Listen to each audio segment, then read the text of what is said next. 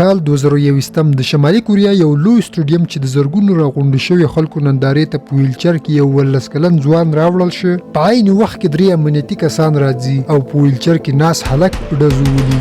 د هلک تر وشتلو وروسته په ټول سټډیم کې شور جوړیږي او ټول د خوشحالۍ لاسونه پړه کوي. په حیرانتیا سره په دې خلکو کې د وژل شوي هلک مور هم وي چې د ژړا ترڅنګ مجبوراً لاسونه پړه کوي. خو تاسې پوهیږئ د دې هلک جرم څه و او ولې د دومره خلکو په مخ کې په دې ډول ووژل شو؟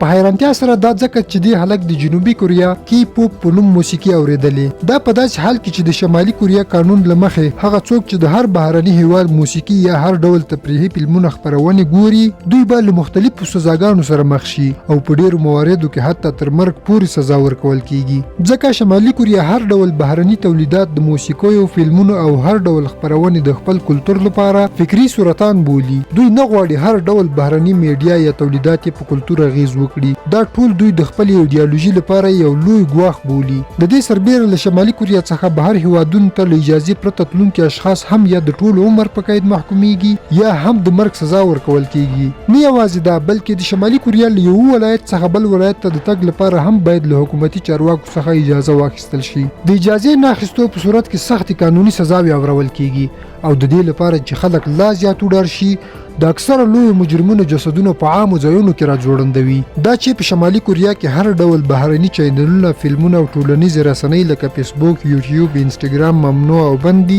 له همدې امله د دې هیواد په ټولو چینلونو کې ډیر وخت د کیم جونګ اون د حکومت او کورنۍ لخوا خلکو ته تبلیغات کیږي چې تاسو د نړۍ تر ټولو غوره هیواد کې اوسېږئ او باید د دې هیواد د پخواني ولسمشر چې د کیم جونګ اون پلار وو باید شکر ادا کړئ. د کیم جونګ اون پلار په دې هیواد کې د خدای په څیر منل کیږي. یوازې د کیم جونګ اون کورنۍ نه بلکې د دې کورنۍ مشرانو انځورونو ته هم باید جدي درناوی وشي. په کال 2020 کې د اون سونګ په ښار کې د یوې ښځې په کور کې اور لګیږي. تر خپل اوږدو هڅو وروسته یې وکولی شو چې ځان او خپل ماشوم له اور څخه وژغوري. خو تر دې پیښې وروسته د دې ښځې په خلاف په ټوله شمالي کوریا کې منفي خبرونه خپاره شول او د یوې سخته سزا ورکولو غوښتنې ورته وشوې چې حتی تر محاکمې ورسېده. اوس پوښتنه دا پیدا کېږي چې آخر د دې ښځې تېروتنه څه وه؟ په اصل کې کیسه داسې وه چې دې ښځې د خپلو ماشومانو سربیره ځان وژغوره خو په کور کې د لګېدلو انځورونو په ژغورلو کې پاتې راغلې وه او دا انځورونه د اوسني ولسمشر د کیم جونګ اون د پلار او نیکه انځورونه وو. دا پیښه هغه وخت لا پسې رسنیزه شوه کله چې د دې کور همسایه دهقان د اور له لمبو څخه د کیم جونګ اون والدینو انځورونه روغ راوباسل. دا دهقان په ټوله شمالي کوریا کې د یو قهرمان په توګه ونازول شو. د شمالي کوریا یا د هغوی د ولسمشرانو څخه ځینې راتلونکي اړوند خبرونه شاید زما په ګډون تاسو ته هم تمسخر یا ټوکې ښکارېدې. لکه هر کال د پلار د مړینې په ورځو کې په خندا بندیز، په کوچنیو ماشومانو د سزاګانو پلي کول او د خپل هیواد په داخل کې سخت قوانین. دې ته ورته نور بلکې دا ټول حقیقي خبرونه دي. په اصل کې په شمالي کوریا کې دومره محدودیتونه دي چې یوازې کله ناکله یا په ډیره کمه کچه خبرونه ترې بهر راوځي. خو هغه خبرونه چې ترې بهر راوځي ټوله نړۍ حیرانوي. همدا لامل دی چې کیم جونګ اون نن ورځ د نړۍ تر ټولو خطرناک واکمن بلل کیږي. د کیم کورنۍ له 15 کلونو راهیسې په شمالي کوریا واکمني کوي. نړیوال ډیر وخت کیم جونګ اون ته د یو کارتون خطاب ورکوي. خو داسې نه ده، کیم جونګ اون ټوکې نه دي بلکې دا د نړۍ تر ټولو خطرناک د اټومي وسلو لرونکی واکمن بلل کیږي او هر ډول سیاسي مخالفان سخت ځپي او هم نړیوال ته د اټومي ګواښونو له امله لوی خطر ګڼل کیږي.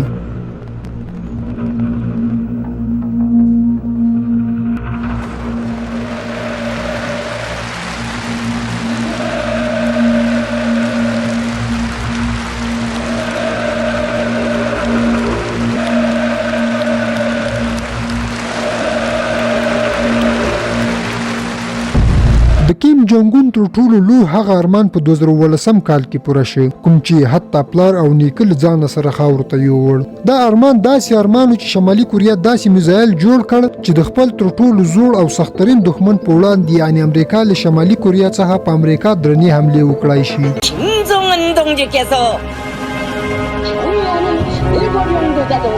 Kim Jong-un released a statement saying his nuclear missile program was complete.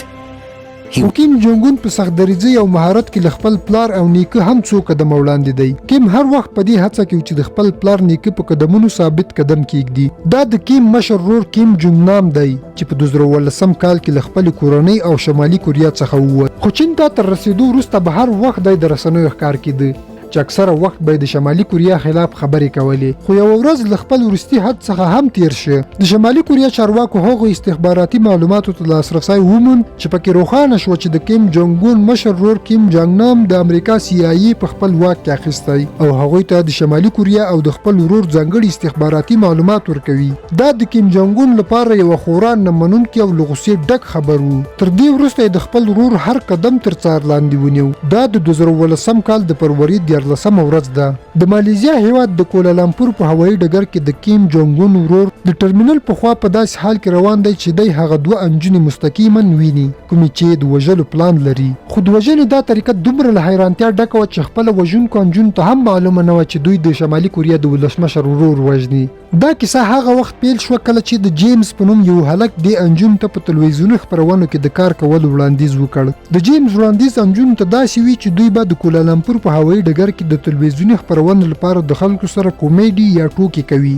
د کومیډي خپرونو تر راتلونکو څو میاشتو پورې دوام درلود چې ځینې وخت به د خلکو پر مخ په ټوکو کې کریم وهل کېده یا به عام تیل. بلاخره د 2018 کال د فروری 14 ورځ راځي. په دې ورځ د کیم جانګ اون ایجنټ جیمز سیټي د آسیا نومي ممثله د یو لنډ ملاقات لپاره راغواړي او ورته وایي چې نن ورځ هوایي ډګر ته یو خاص شخص راتلونکی دی او که چېرته تاسې د یاد شخص سره په کومیډي توګه یوه ښه ټوکه وکړئ نو زما د ادارې مدیر لخوا به ته او ستا همکاره په یوه ډېرې ښې ډالۍ ونازول شئ. د دې خبرې په اورېدو سره په عین وخت کې کیم جانګ نام هوایي ډګر ته داخليږي او جیمز د هغه په خوا اشاره کوي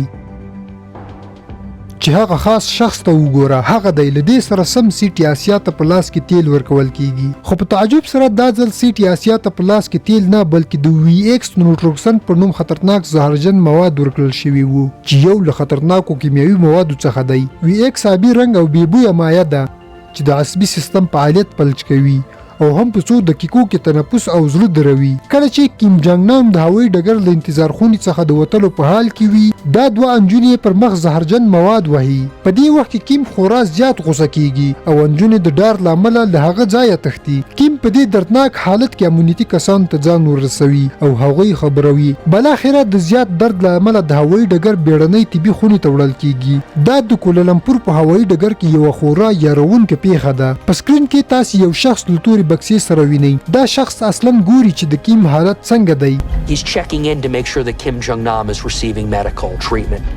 د کیم د وژنې په عملیاتو کې خورا زیات استخباراتي اشخاص ښکېل وو او د هوایي ډګر په هره برخه کې ځانګړو اشخاصو د پلان مطابق شتون درلود چې دا پیښه یې څارله. حتی له هوایي ډګر څخه یې د تېښتې لپاره هم بهر ډرایور ولاړ و. د دې ټول ټیم مشر ګرین په هم بهر ولاړ و. دا یو ډېر د تعجب وړ او پیچلی پلان و ځکه چې انجونو فکر کاوه چې دوی د ټوکو په بڼه تلویزیوني خپرونو کې برخه اخیستې خو په حقیقت کې د وی ایکس نیوټروکسن موادو په کارولو سره د سیاسي ترور لپاره غولول شوي وي. خو په ډېر لنډ وخت کې دواړه د مالیزیا ښځینه پولیسو لخوا ونیول شوې. د دې پیښې انګازې په ټوله نړۍ کې خپرې شوې او پکې ښکېل یو څو اشخاص د مالیزیا پولیسو لخوا ونیول شول. خو دواړه انجونې تر 2 کلن زندان وروسته خوشي کړل شوې.